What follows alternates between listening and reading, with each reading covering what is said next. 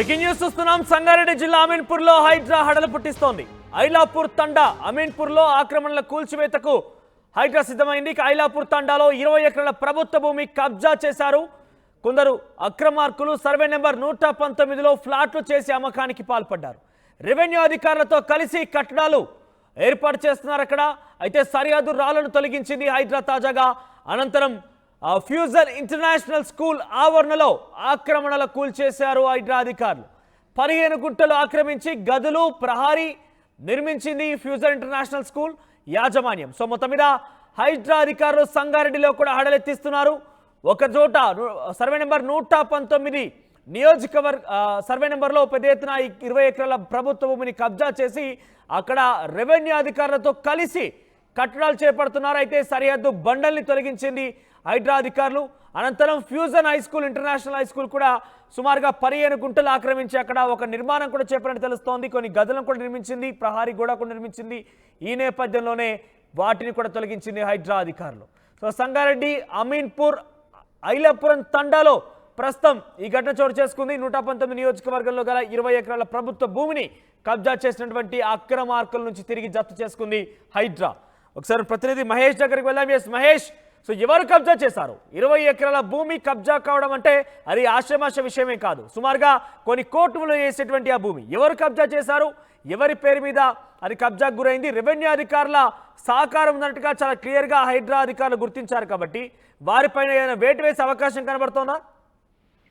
ఖచ్చితంగా మనం రాష్ట్ర వ్యాప్తంగా చూసుకున్నట్టయితే హైడ్రా దాడులు అనేది ఒక గుండెల్లో పరుగులు పెడుతున్నట్టు తెలుస్తుంది. ఎందుకంటే సంగారెడ్డి జిల్లాలో మొన్ననే రంగనాథ్ పర్యటన నేపథ్యంలో ఎందుకంటే ఇప్పుడు కబ్జా చేసినటువంటి అధికారులు ఇప్పటికే అధికారుల చొరవతోనే ఈ యొక్క అక్రమాలకు పాల్పడినటువంటి రాజకీయ నాయకులు గతంలో బీఆర్ఎస్ పార్టీ అధికారంలో ఉన్నప్పుడు అప్పుడు సంబంధించిన బీఆర్ఎస్ పార్టీ శ్రేణులకు సంబంధించి కూడా కబ్జాలకు గురైనట్టు మనకు సమాచారం తెలిసింది. ఎందుకంటే గతంలో చూసుకున్నట్టయితే ఈ హైడ్రా అధికారులు రంగనాథ్ గారు వచ్చినటువంటి సమాచారాన్ని అందరూ కూడా హైడ్రా సంబంధించి ఉన్నత అధికారులతో పాటు ఇటు రాజకీయ నాయకులకు గుండెల్లో గుబులు పుట్టిందని చెప్పవచ్చు. ఎందుకంటే రాష్ట్రంలో చూసుకున్నట్టు హైదరాబాద్ లో కూల్చివేతలకు సంబంధించి పటాన్చేరులో ఇండస్ట్రియల్ ఏరియాలకు సంబంధించి ఈ యొక్క విలువైన భూములు కాబట్టి ఖచ్చితంగా అక్రమార్కుల గుండెల్లో పరిగెత్తినాయని చెప్పవచ్చు. ఎందుకంటే గతంలో మీరు కొనుగోలు చేసినటువంటి భూములను మిగతా వారికి అమ్మడం వల్లనే ఇటువంటి అమ్మిన వారు కూడా వీళ్ళ ఇంటి మీదకి వచ్చే అవకాశాలు ఉంటుంది కదా. ఇప్పటికే ఉన్నత అధికారులను ఆశ్రయిస్తున్నారు. ఎందుకంటే జరిగినటువంటి సంఘటనలు చూసుకుంటుంటే ఖచ్చితంగా మా భూములను కూడా కూల్చే అవకాశం ఉంటుందని చెప్పి ఇప్పటికే తెలిసింది. సంగారెడ్డి జిల్లా అమీన్పూర్ మండలం ఐలాపూర్ గ్రామ పంచాయతీ సర్వేలో ఉన్నటువంటి 20 ఎకరాల భూమి 119 అక్రమ వెంచర్ల నిర్మాణం కూడా కూల్చివేసేందుకు అధికారులు ఇప్పటికే హైడ్రా అధికారుల ఆదేశాల మేరకే రెవెన్యూ అధికారులు ఇటు పోలీసులు కూడా ఇప్పటికే ఒక వెంచర్ దగ్గరికి చేరుకొని కూల్చడానికి సిద్ధమైనట్టు తెలిసింది. మనోజ్ మహేష్, అంటే ఎవరు ఆక్రమించారు అక్కడ? వారికి సంబంధించి వివరాలు తెలుస్తున్నాయి. ఎందుకంటే 20 ఎకరాలు అంటే కొన్ని కోట్ల విలువ చేసేటువంటి భూమిని ఆక్రమించి వెంచర్గా చేశారు. దాని కంపెనీ కానీ దాని పేరు కానీ దాన్ని తెలుస్తోందా? అంటే ప్రస్తుతం అయితే రాజకీయ పార్టీ నాయకులని తెలిసింది.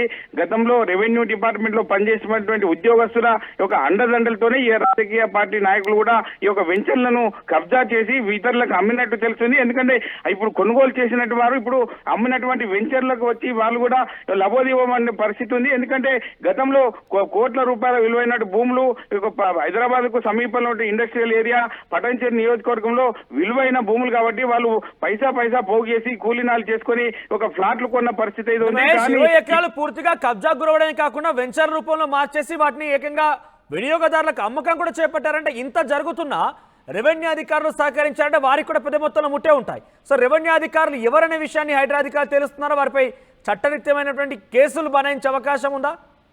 ఖచ్చితంగా ఇప్పటికే హైడ్రా రంగనాథ్ పర్యవేక్షణ తర్వాత ఈ యొక్క రెవెన్యూ అధికారులు గుబులు కూడా పుట్టిందని చెప్పి. ఎందుకంటే ఈ యొక్క విలువైన భూములకు సంబంధించి వారు ఇష్టారీతిగా వారు ఇచ్చినటువంటి అంటే పర్మిషన్లు కావచ్చు. గతంలో చూసుకున్నట్టయితే వీరి పర్మిషన్ల వల్లనే ఈ యొక్క అక్రమార్కులకు పాల్పడినటువంటి అంటే నాయకులు కావచ్చు. అప్పుడు గతంలో BRS party Congress party coordination లో నడుచుకున్న పరిస్థితి ఉంది. గతంలో బీఆర్ఎస్ పార్టీ శ్రేణులే ఎక్కువ కబ్జాలకు గురైనట్టు ప్రస్తుతం మనకు తెలిసింది. ఏది ఏమైనప్పటికీ ఈ యొక్క హైడ్రా దాడులు అందరినీ ఒక భయభ్రాంతులకు ఆల్రెడీ కొనుగోలు చేశారు కాబట్టి వారంతా అక్కడికి చేరుకొని పెద్ద ఎత్తున లబోదిపోమంటున్నట్టుగా విజువల్స్ మనం చూస్తున్నాం.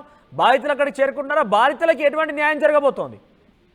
ఖచ్చితంగా ఇప్పుడు జరిగినటువంటి కబ్జాలకు సంబంధించి వీరి యొక్క అంటే దర్యాప్తు చేస్తున్నటువంటి పోలీసులు వీరి యొక్క కేసు నమోదు చేసుకుని ఖచ్చితంగా వీరికి న్యాయం చేసే విధంగా పోలీసు అధికారులు కూడా ఇప్పటికే రంగప్రవేశం చేసి హైడ్రా అధికారుల ఆదేశాల మేరకే ఇటు రెవెన్యూ అధికారులు కావచ్చు ఇటు పోలీసులు కావచ్చు ఖచ్చితంగా వాళ్ళకి న్యాయం చేసే విధంగా మేము పావులు కలుపుతామని చెప్పి ఇప్పుడు పోలీసు అధికారులు కావచ్చు రెవెన్యూ అధికారులు చెప్తారు. ఎందుకంటే గతంలో పైసా పోగు చేసి మేము ఈ యొక్క ప్లాట్లను కొనుగోలు చేయడం జరిగింది. ఇప్పుడు ప్రస్తుత పరిస్థితిలో ఎవరో చేసిన తప్పుకు మేము బలి కావడం ఏందని చెప్పి ఒక తీసుకున్నటువంటి ఫ్లాట్ కొనుగోలుదారులు కావచ్చు వినియోగదారులు కావచ్చు ఖచ్చితంగా విమర్శించే పరిస్థితి అయితే ఉందని చెప్పొచ్చు మనోజ్.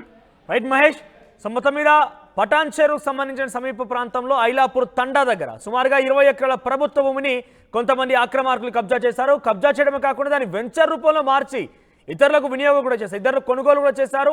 ఈ నేపథ్యంలో ఎప్పుడైతే హైడ్రా అక్కడికి వెళ్లి పూర్తి స్థాయి సర్వే చేపట్టి తిరిగి జప్తు చేసుకొని ఆ హద్దుబండల్ని తొలగించే ప్రయత్నం చేస్తున్నారు. అక్కడికి బాధితులు చేరుకున్నారు, ఎవరైతే కొనుగోలు చేసిన వారితో చేరుకొని లబోదిబోం అంటూ విలపిస్తున్నారు. కానీ హైడ్రా అధికారులు మాత్రం అంటే వాళ్ళ యొక్క పని చేసుకుంటూ వెళ్తున్నారు. ఎందుకంటే ఇక్కడ ఆక్రమణకు పాల్పడింది వారికి అమ్మినటువంటి ఆ యాజమాన్యం. అయితే ఇక్కడ రాజకీయవేత్తల యొక్క ప్రమేయం ఉన్నట్టు తెలుస్తోంది. రెవెన్యూ అధికారులతో కుమ్మక్కైపోయి ఇటువంటి తతంగానికి పాల్పడినట్టుగా చాలా క్లియర్గా అర్థమవుతోంది. ఈ నేపథ్యంలోనే హైడ్రా అధికారులు ఆ రాజకీయ నాయకులు కావచ్చు, ఆ యజమానులకు ఎటువంటి తాకిదులు జారీ చేయబోతున్నటువంటి వారిపై ఎటువంటి చర్యలు తీసుకోబోతున్నారు, ముఖ్యంగా వారికి కుమ్మక్కినటువంటి రెవెన్యూ అధికారులపై ఎటువంటి కొరడా విలిపించబోతున్నారు మాత్రం చూడాల్సిన అవసరం ఉంది. ఎందుకంటే ఇక్కడ చాలా క్లియర్గా అక్కడ యాజమాన్యులతో రెవెన్యూ అధికారులు కుమ్మక్కవడమే కారణంగా అర్థమవుతుంది. ఎందుకంటే 20 ఎకరాల భూమి అంటే ఆశమాష విషయమేం కాదు, కొన్ని కోట్లలో ధర పలికే అవకాశం ఉంటుంది.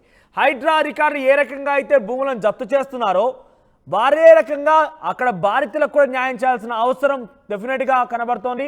దీంతో పాటుగా యాజమాన్యంపై చర్యలు తీసుకొని ఆ బాధితులకు తిరిగి తన డబ్బుని ఇప్పించే రకం కూడా చర్యలు తీసుకోవాల్సిన అవసరం. మరోవైపు ఫ్యూచర్ ఇంటర్నేషనల్ స్కూల్ కూడా సుమారుగా 15 గుంటల భూమిని కబ్జా చేసి ఒక ప్రహారీ గోడతో పాటుగా ఒక రూమ్ కూడా నిర్మించింది. సో వీటన్ని కూడా తొలగించారు ప్రస్తుతం హైడ్రా అధికారులు.